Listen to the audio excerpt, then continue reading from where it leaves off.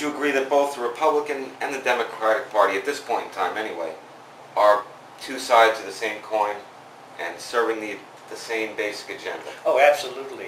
The Republican Party and the Democrat Party are just examples of this right-left paradigm that is completely a mirage.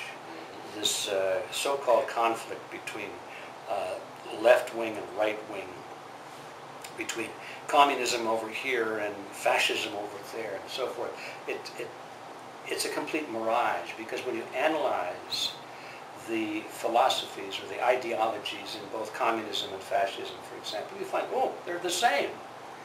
They're the same once you get the labels off of them. They're collectivism. They're just variants of collectivism.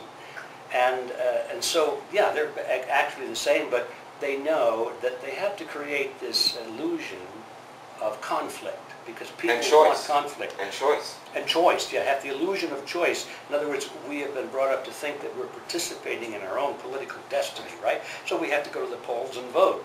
Well, that works fine as long as the candidates on both tickets are chosen by the same people. CFR. The CFR, yeah. And divide and conquer, I think, fits in here too, somewhere. And so as long as the people can be given this illusion, like they're in the Matrix, and they're dreaming this participation of choosing your elected leaders and your path of your political destiny and all of that stuff, it works. The people are content, even though every year things go down and down and down and always go in the same direction. They say, I don't know how that happened, but I voted for the best guy last time, but it didn't make any difference, you know.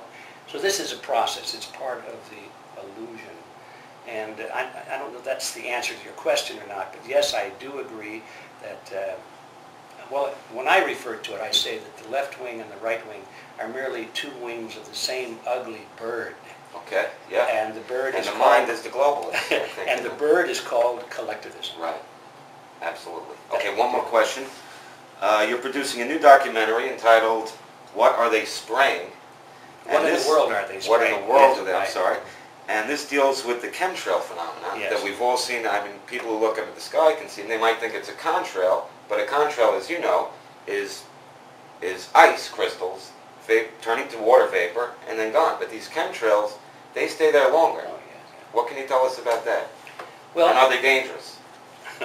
Well, that's what the documentary is about. We're in the process still of researching much of this, so I don't want to say too much about it, because what I like to do when I'm dealing with a controversial topic like this is wait until I can absolutely prove every little piece of it before I blah, blah, blah too much about it, because I hate to go back and say, well, that was wrong, I didn't get it quite right. But I can say this much already, we're very certain.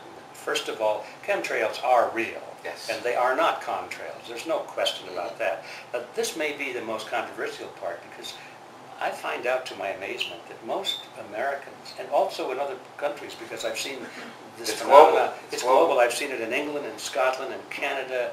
I have friends that live in France, and they report it. I saw it up in the Scandinavian countries with my own eyes, so I know it's global.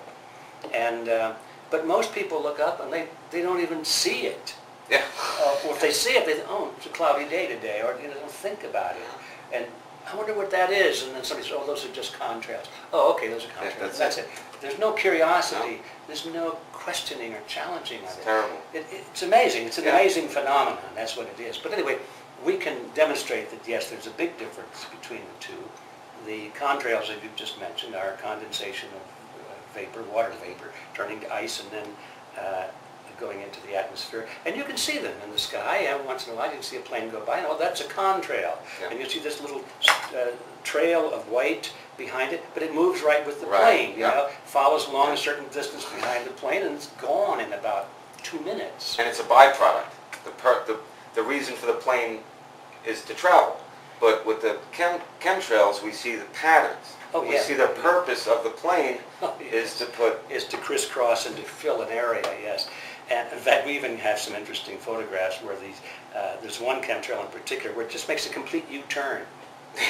Just, whoops! And we're thinking when we put that in the video, we'll probably put something humorous under it, like, whoops, we'll get this right. We're heading in the wrong direction, folks.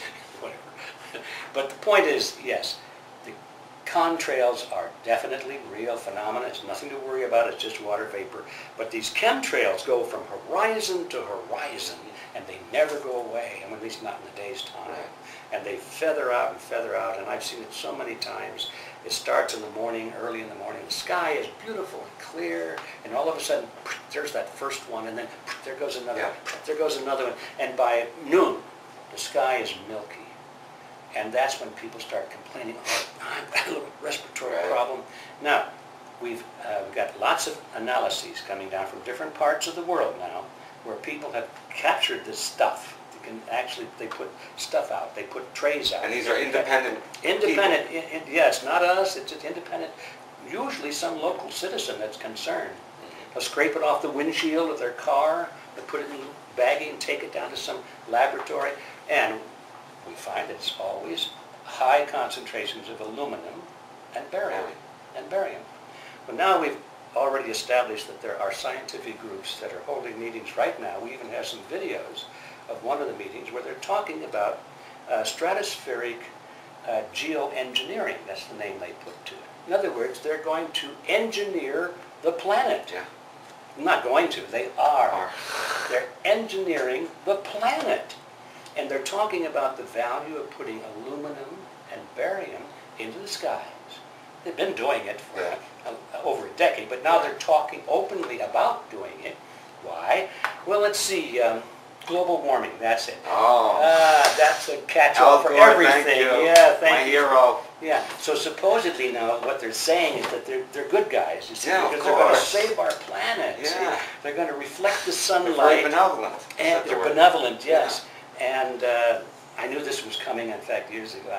Unfortunately, I put it in print. I said, whenever they finally get around to admitting that they're spraying, they're going to say, we did it for you folks.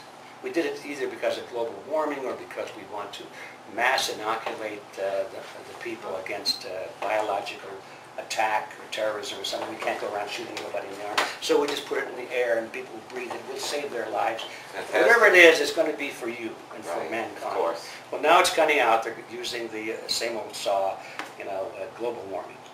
But now we also know that it's toxic. First of all, I should go on record to state that global warming is a myth. There was a real cycle of global warming that ended a few years ago, but it's a repeatable cycle that you find in history. It's I've forgotten the exact cycle, but it's about every 1,000 years or so. And you can It's find global warming, global cooling. It's a Global natural warming, process. just In like times of day and history. night, Yeah. global cooling and Yeah. warming in a short cycle, and then you've got the summer cycle, and now you've got a longer But now cycle. this is something to exploit. Whether it's the Rothschilds or the Gore, they have to So they got to exploit tell it. everybody that the planet's coming to an end because it was Because when they don't have war with the global government, they need something to subsidize it. They can tax one of the 4 major things of life, one which is carbon.